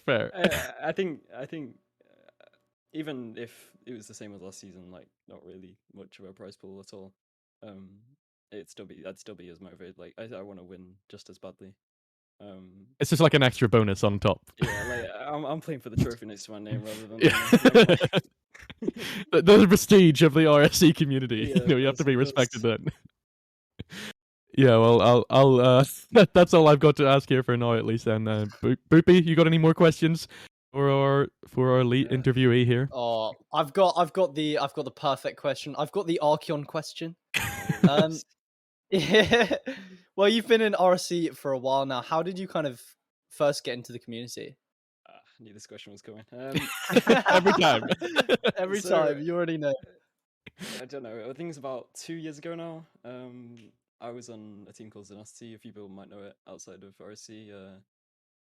I was on a team with it was me, Swift, Carlitos, and a few other people have joined since then, and Asterix as well, the GM. And then that team lasted like a few months. I stayed in contact on and off with Swift and Carlos, and randomly I was on Twitch, and then Asterix was streaming some random, like, I think the classic ego tier list that everyone makes that aren't really sure. He was streaming like one of them with like Strafe or something. I don't know. He was like streaming that, and then I was like, "What is this? I'm so confused." So I asked him, and then he sent me a link to the server, and then everything kind of fell into place after that. Got signed up. Like I signed up for season 7 by like 2 days, and I was really annoyed. But then luckily I got moved from PFA to FA in like week 2 or something. Thankfully, Sam was buzzing. Shout out Sam. But like. That was really fun. Like that was my first proper consistent team to be competitive with in Rocket League. Like the team before that was kind of on and off, wasn't too crazy. But then I was just like, I'd always been a big fan of like RSCS and everything, but then having some sort of like competitive league format system kind of thing was really satisfying to me. Like I really liked the concept of it. So then just enjoyed that season. Sam convinced me to stay. Season 8 went, okay. Got bodied by Axlos and Pelanes, as usual. And then here I am. And now he coaches you. Well, yeah. Now he makes you insane. He tries. So how did you get your reputation? Because every time anyone in general talks about you, they always say, Kyrie's cracked, Kyrie's insane, Kyrie's amazing at the game. How did you build up the reputation of being insane? Did you just destroy everyone you played against? I think it's clear if the way they speak about me to you is very different to the way they speak about me to me. So I don't know. Like I said, I've always loved playing underdog. Like I've never felt any kind of crazy respect from anyone. So then I just kind of go into the lobby, just kind of not thinking about whoever is on the other team, just kind of and absolutely destroy them. I'm just knowing that if I'm grinding and I play my game, I can play up to anyone really, or at least I try to. So I don't know. I think it's just kind of focusing on myself rather than caring what other people are saying. Nice. And who's your favoritist ever coach apart from Axos? Right, you wanted me to don't do it, Cairo. Don't do it. No. Well, if he ever coached me back in season 7, maybe the answer would be different. Chose to pass me off to Felix. So show off Felix, you heard it here. You're a great coach, man. Best coach EU, bro. I'd say who am I saying to you? You're allowed to say Axos. I know. Oh, yeah, Axos, of course, but that was more of a team thing. But I said, for me individually, Well, Alana's ridiculing my replays is always good. That's just, well, she calls it keeping my ego in check, but I don't know. Who else? Had a few sessions with Stayed. That was good. Oh, Stayed the goat. years ago, to be I fair. think who else? Apart from coaching, I know he's shouting at me to mention him, but Sao the goat, he deserves some credit for vouching for me. He's a great guy. So yeah, that's very different people, really, a lot of people. Fair play. Well, that's all the questions I have. I'm going to pass you back to Buddha. Well, yeah. I've got the final couple. You know, Archon, he wants to make sure we get these in. You know, he wants to make sure we ask you these. Obviously, last season you were in the rival tier. You had that 3-way tie for second, which obviously got you into the players. And you know, you got knocked out first round, as you talked about it, and obviously, you know, being the underdog. But we're not really going to talk about obviously last season, but how's the step up? You know, coming up to elite. How's it been for you? You had to remind me about that 3-way tie, didn't you? I'm sorry. I'm still had to throw it in there. Still hurts, but it still hurts. I'm getting my revenge for the pain that I get on here. Okay, I've got to feed it somewhere else, and then you carry on to something else. Right? It's just a cycle. Right. Step up to elite. It's kind of what I expected. Like everyone kind of told me what it was going to be like. I knew as soon as I pop up the ball to hit it in the air or something, do some weird foot reset thing, I'm just gonna get mauled. Like I knew that was gonna happen. So I think I don't know. I feel I've not really changed my playstyle that much. I've kind of gone into it thinking, knowing I can. I'd like to think I'm a fast player. A lot of people will disagree, but it's what it is. I feel like I can play up to competition well.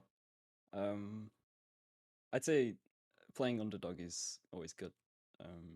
So obviously playing in a higher tier, that's you're always playing underdog, especially in your first season. So I don't know, just playing underdog gives you motivation. Exactly. There's just no pressure. If you lose, you lose. But if you win, woohoo! Congratulations. Well, Yeah. my final question. Obviously, you know, recent results in your last 4 series, you've not lost. You obviously drew 3, won 1. So kind of, you know, upcoming into that playing position. You know, what do you and your team kind of expect to finish? Are you chasing? Obviously you're gonna be chasing for the play-ins, but like, where do you expect to finish by the end of league play? It's a long way away. It's hard to predict, but okay. I don't know, like Easy. I think as long as we're beating higher teams, whether it be in scrims or legally, I think if we know we can beat the higher teams, that's enough for us. Like, because that gives us motivation to be able to challenge for play-ins, playoffs, etc. But I think as long as I can only do so much. Like I'm putting in as much work as I can. It's down to for us as a team and me as a captain to kind of coordinate us together. And I think if that happens, we can more than likely make play-ins. Well, you heard that, Megaman Colt. Start playing Rocket League. Stop playing other games. Get on Rocket League. Get the grind going. Make the underdog story come true. I want to see Megaman Colt lower bracket from play-ins all the way, grand final, and then get swept. Like the Archie on the game before. In Connery Trust. Well, that's all my questions. Unless you two have got any more, but I don't think you do you? Oh, I have one. Okay, take it Oh. away. Here he goes. It can't be your favorite coach again, Boopy. You're just gonna keep going until you get to my Who's your second favorite coach? If I PayPal you a tenner, Oh, God. will you let my team win when we play you? Don't consider it. All I'm saying is my DMs are open. I'm open. Okay. I'm open for negotiation. But, The prize pool doesn't matter, but the tenor does it? hey, I know some of money had been reached. You know, we gotta negotiate. We gotta make 2 thing this. I don't know. We'll see. I mean, I would like to beat your team. I think they're a very good team, which is why I want to beat them. They're down bad already. Okay, I'm done.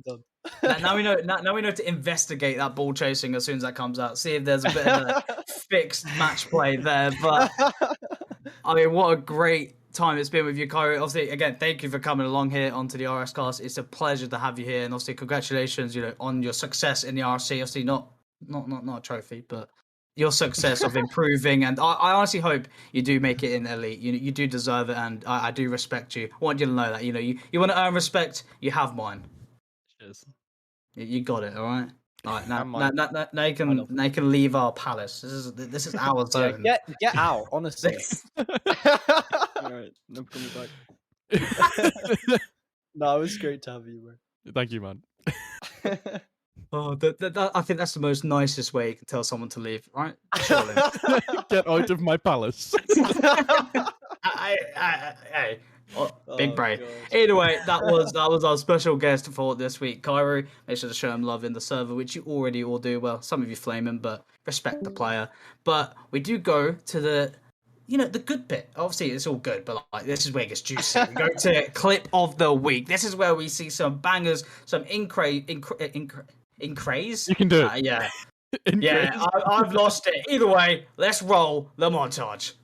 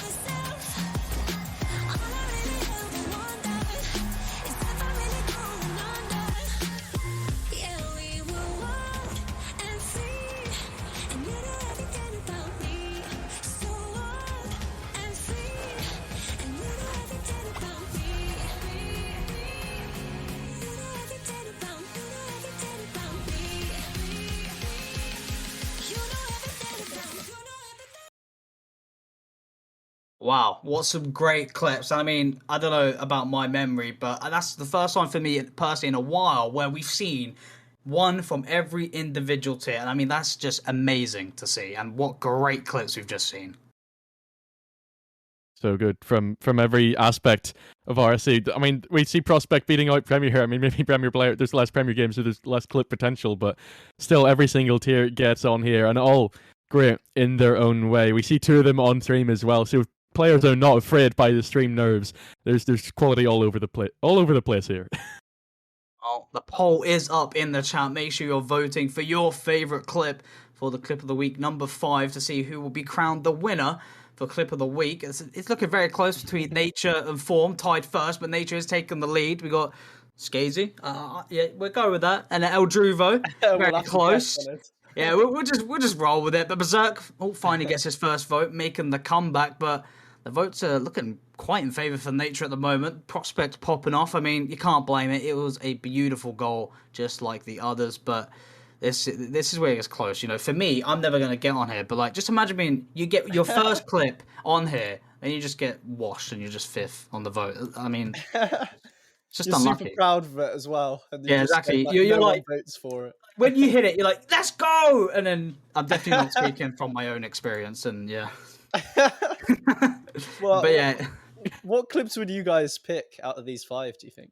I think for me, it does have to be Nature. That's who I voted for as well, especially because not only is it an incredible double tap, but it's also, because I casted that series, it's also what enabled him to go on and have that confidence to pretty much carry Cardinals to that ridiculous series win over Cairo. They ended up getting an 8-1 or something in there. Maybe it was 8-0, I'm not sure, but they dominated. And in the first game, they looked weak, but that double is what set them up to go and have so much success in the series overall. Fair play. I think I'd go with the elite goal. He's in the chat, but you have to repeat. I can't even get your names right. I'll go with the elite goal, I think. But I think we have a winner. We do indeed. Your winner for Clip of the Week number 5 is Nature in the prospect here with 13 votes, almost getting 50% of them. Form coming in second. I think that's the second time he's come second. 8 votes. Skazy getting 4 votes. Eldruvo with 3. And Berserk getting 2. But Nature is your winner for Clip of the Week. Let's roll the montage one more time and let's see those goals.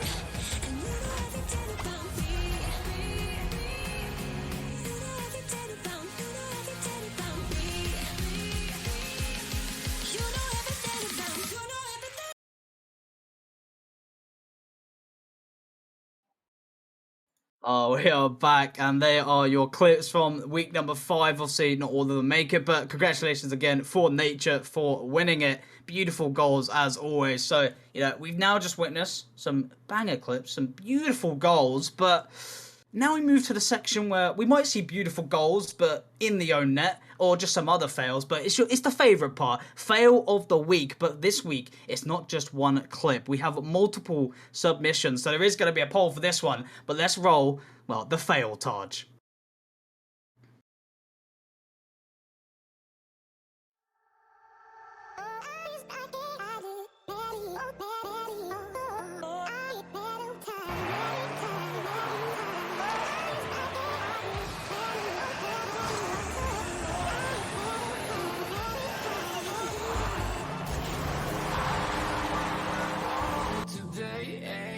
Why do I feel like I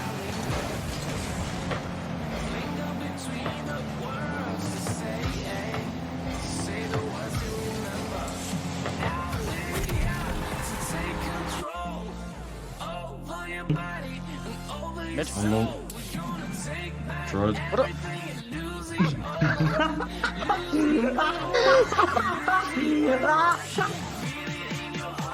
No one had the follow-up for Andrew. They're going to keep trying here. One more minute for them to bounce back into this and keep at least a chance of their winning streak in their sights. But Megaman just too strong. There's another try to slip the teammate. That might just be the thing that Andrew needed, but still so much work left to be done to make the comeback.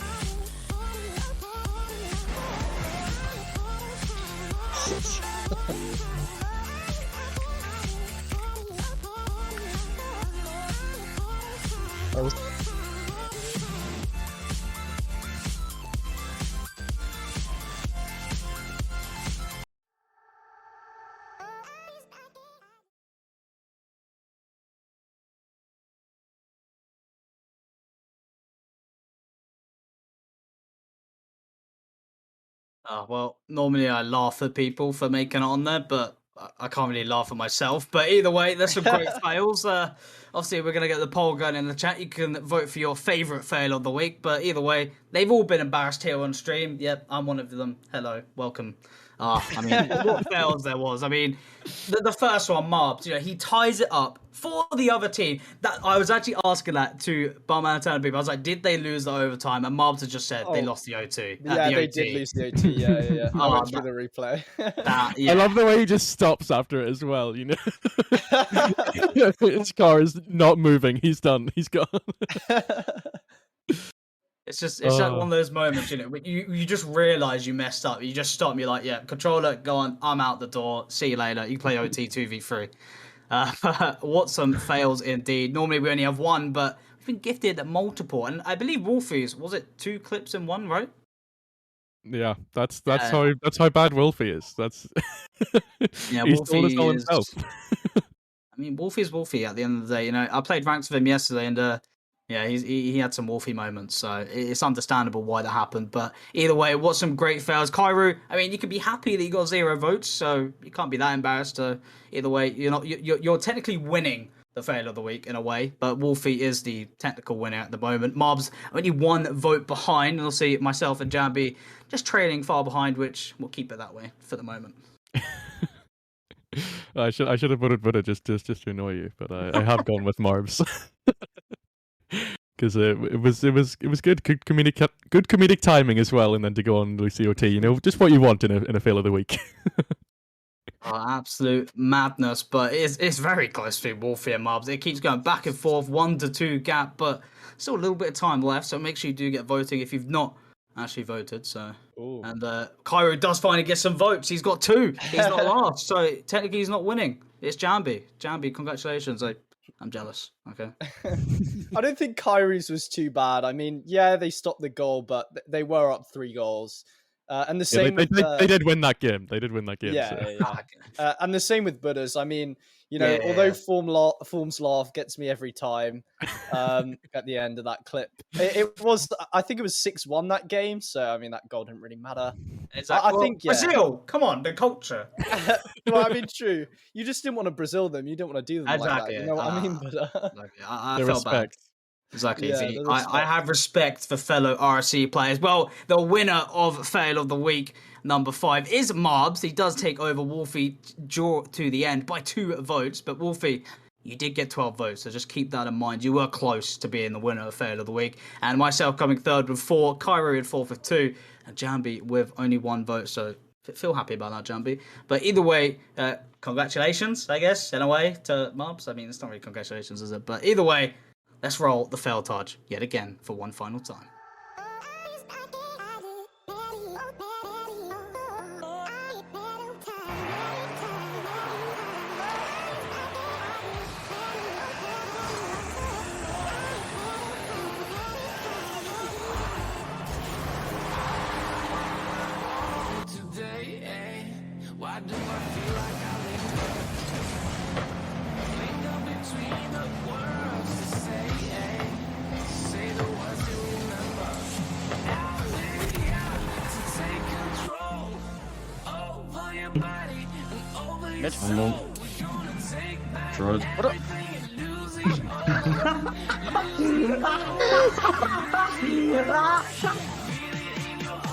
No one had the follow-up for Andrew. They're going to keep trying here. 1 more minute for them to bounce back into this and keep at least a chance of their winning streak in their sights. But Megaman just too strong. Here's another try to step the teammate. That might just be the thing that Andrew needed, but still so much work left to be done to make the comeback.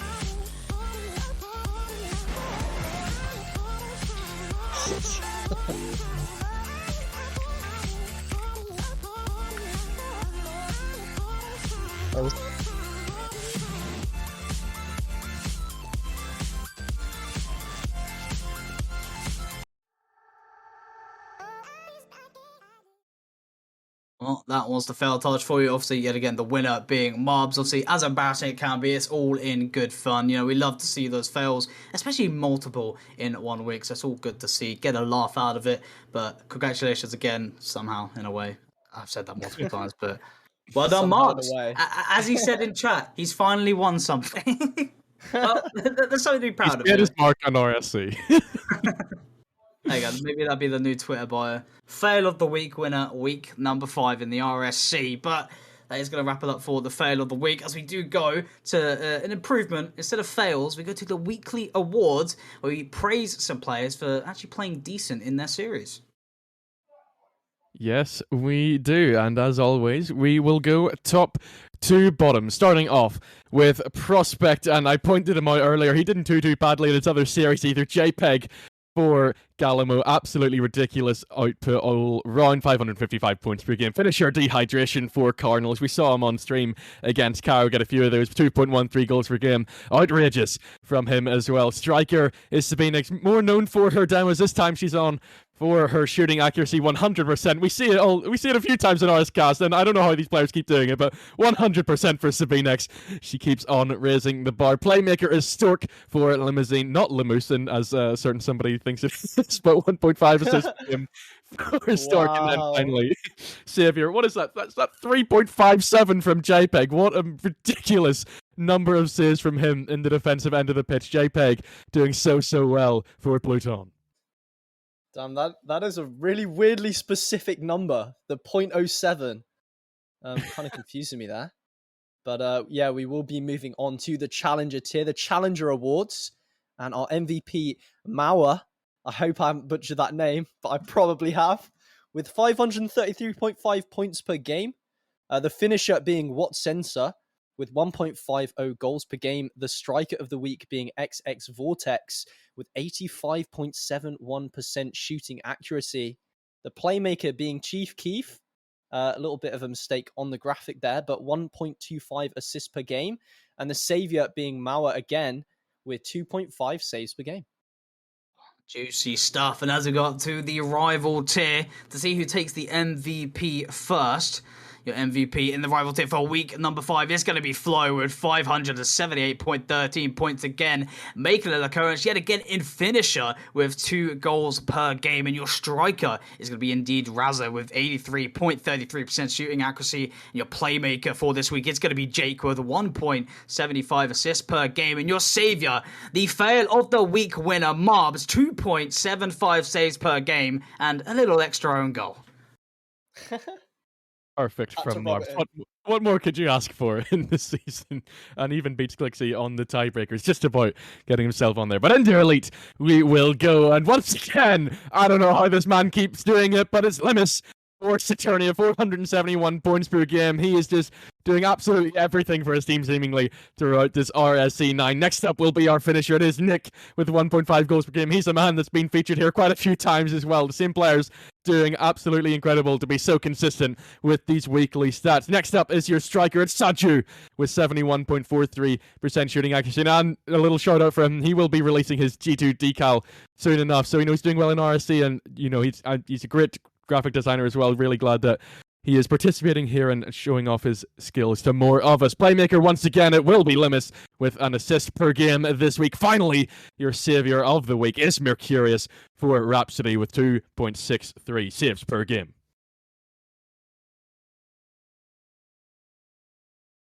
Oh, it's me. I forgot the order again. Oh, no, I got it again.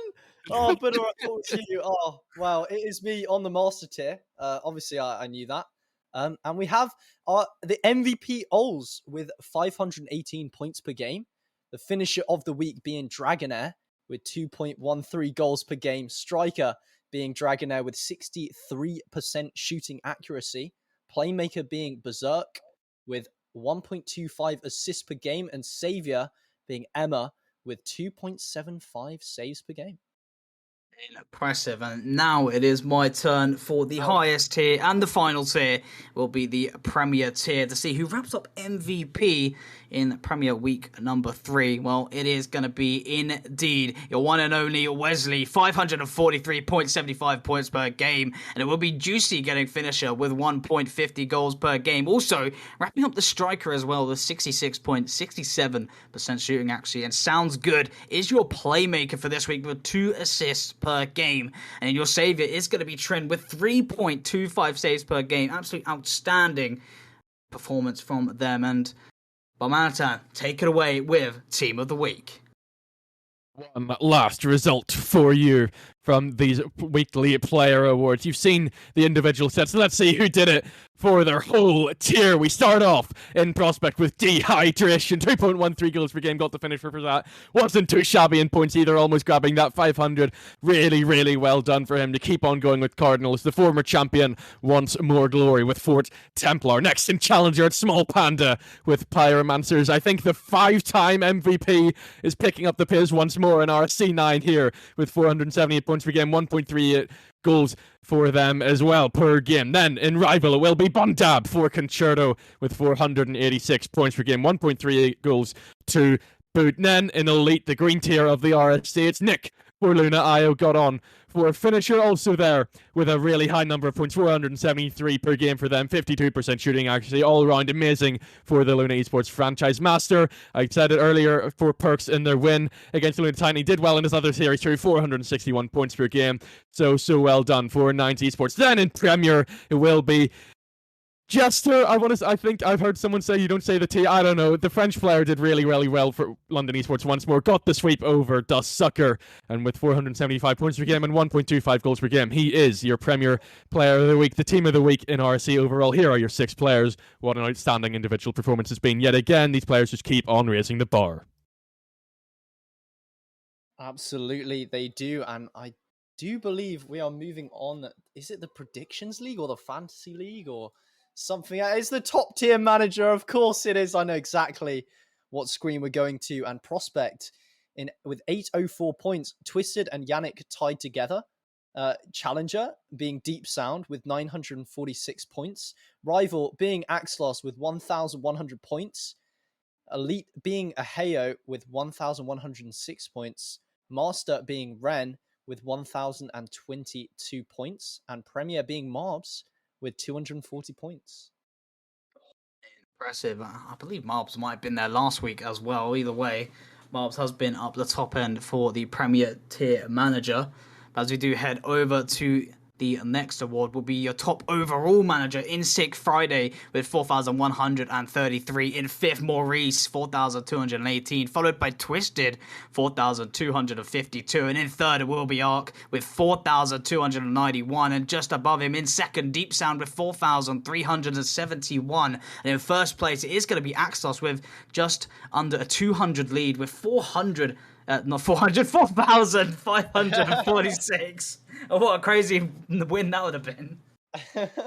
Yeah, it would have been someone incredible if he was at the top of 400, but he will take the top spot off of Deep Sound after his long reign there. But into the Predictions League and the Lucky 18, these players absolutely know what's going on in RSC because they all got the predictions very, very spot on this week. In sixth, it's B-Shik with 58 points this week. Then it's Jeffo in fifth with 64. Buddha, our man on the panel here, got 75 himself. Didn't quite get into the podium, but well enough. Marbs has had an outstanding week in RSC9 here because he got the fail of the week. He's got a Saviour of the Week in his tier, and he's got third in the Predictions League with 82 points, but couldn't match the standard being set by Yo-Yo with 87. And the mini-game committee head himself, it's Andre at the top. The Portuguese man is leading the way in his own mini-game and just seems to know absolutely the ins and outs of RSC. Or he's cheating. Or he's cheating. That's the other option. Has anyone looked into that? I mean, maybe, potentially. And yeah, I think you were going to take this one, the series of the week being Eros versus Venom. And what can you guys tell us? Arch was playing in this one. He's talking about how close it was and how they weren't quite all one goal games, but they're very close to, and they probably should have been. It was 3-1 for Venom, 3-1 for Eros, and we won't go back and forth again. 2-1 for Venom. That one was an OT, and 3-2 for Eros. Make sure you check it out on the Twitch, or not on the Twitch. It was on Twitch. Make sure you check it out on the YouTube. It will be uploaded there because it's a great series. So close going back and forth. And Arch was playing as a sub, but he still kept up the performance for Venom. We've been hyping up how close this Elite Ignis top 4 is. This is a huge example of it. So make sure you go check it out along with all the other content on there because these series of the week are never going to be a dampener of your day. They will always improve and they will always put a smile on your face on just how high the quality of Rocket League is. What we love to see. We always get the best of matchups on the stream. That's what we like to see, and you can always watch that live. Obviously, if you're catching on the Twitch when it is live. But enough of the series of the week. Obviously, Boopy, you can take away this bit, and hopefully, you're not giving away 3,000 giveaways this time. 3,000 graphics it was, but that was mentioned. You've stuffed the stuff. You stuffed it. Well, yeah, I mean, obviously we have this editing competition. It is being extended by a week, so if you do want to get into this competition, go for it. And apparently there's a rumor 3,000 graphics are going to be given away. I don't know where that came from, but it is credits. And yeah, I mean, we'll give you 5 clips. Just edit it into a montage, and try and win this competition. But yeah, extended by a week. get yourself involved. And the details are in the notices channel, so if you want to get involved there, all the stuff will be in there. If you scroll up, or there's a link in the newest announcement that Arch has put for a link to that message where it gives you everything you need to know about how you need to enter the competition. Beautiful stuff. Well, maybe I can give away 3,000 giveaways if I somehow have 3,000 things to give away. Oh, yeah, but I'm saying he's playing on his own joke. Come on, Boopy. Let him Now have you're it. the butcher of the butcher. Oh, Like, oh. come on, man. Like, come on. Butcherception. I'll see. Well, actually, this is new to me. Barmanitan, do you know about this? This is a surprise to me. Yeah, I think this is a new thing overall. Luna Statics. We had Static Caravan Buyer. Now Steeblet has changed it up to Luna Statics under Luna Organization. They are going back to their £100 referral fee. So if you know anyone that wants to sell a caravan, make sure you get in touch, because they buy and sell caravans all across the UK and Europe. If you are the one who get them involved, they will get the very best price for your caravan, and they will pass you on £100 if you refer them to this Luna Statics organization. You see all of Steeblet's contact details there. Make sure you do hit him up, because he will get the best price for your static caravan at Luna Statics. £100 referral fee. Remember, everyone. Juicy stuff. I mean, I could use it for £100. Anyone want to give me some? No? Anyone got a caravan to sell? Yeah, anyone got one? Well, either I'll way, buy one just to give you the £100, but just waste money to give me money. I like that idea. I love it. But either way, without these sponsors, the league won't be run with the highest prize pool that we have so far, powered by Versus Gaming, Luna Organization, also Badass.gg, and HyperX. So make sure you look into that good stuff, as they do help fund the RSCEU and support it and help us, obviously, improve season by season. But, lads, what a night it has been. Obviously, as always, we get the butcherings, but I think that's what makes it great. I mean, yeah, I think we've already kind of known that me and Buddha are here for the content, and Barmanitan, you're here for the brains, and I think us three put a show on, Yeah. Hopefully you're all enjoying it. Yeah, I mean, I'm certainly having fun about having a bit of mockery of these two hooligans on the cast. But yeah, another great week of RSC. Hey, it's what we're here for. If we can't get good at the game, we might as well be good at something else, just failing our speech. So, content over gameplay, that's what it matters. Barmanitan, yeah, he's focusing on the stats, he's focusing on everything, the game, he's going to go all in. But me and Boopy, we're here for a laugh. But either way, it's been a great night as always. Obviously, the chat, it's been wonderful, it's been amazing. You guys, you make it real, you make it all good. And obviously to end the night off, as I'm hopping straight into that bed the second this is over. But again, finally, thank you everyone for coming. Obviously, tune into the streams. Is it week six polls this week, or there will be very shortly, I think. Well, it's at some point in the either probably tonight. Arch, you can maybe confirm in the back, but I think tonight Arch will try and get those polls out. And of course, the weekly tomorrow as well. Make sure you get signed up to that if you want to have a chance at winning €250, because that will go down, and we will have the usual broadcast team there. Not to say that they're not any less appreciated; they do a great job every single week. But yeah, make sure you check out all of the goings on in RSC, and yeah, check out our socials. That was the other thing we forgot to say. On YouTube, TikTok, Instagram, all of the things we are on. Make sure you check us out there. But yeah, Buddha. But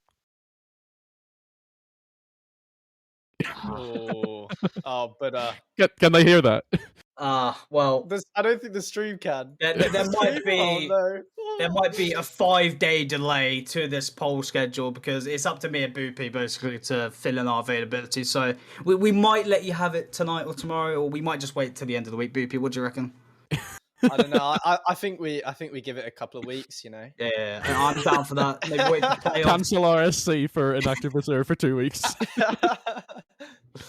Well, what a night it's been. But we do have to wrap it up. As much as we would love to ramble on all night, I'm sure Archeon doesn't want to be sitting there just watching us clicking buttons like the broadcasters do all week long. But make sure you do look out for those polls, and obviously tune into the streams when we are live. But until then, obviously we'll see you in the future streams for those series, and we'll see you again for week number 6 recap of RSCast. But until then, we'll see you guys in the next stream. See ya. I don't wanna hear you tonight. I don't wanna fight you. You don't wanna know if I feel alright.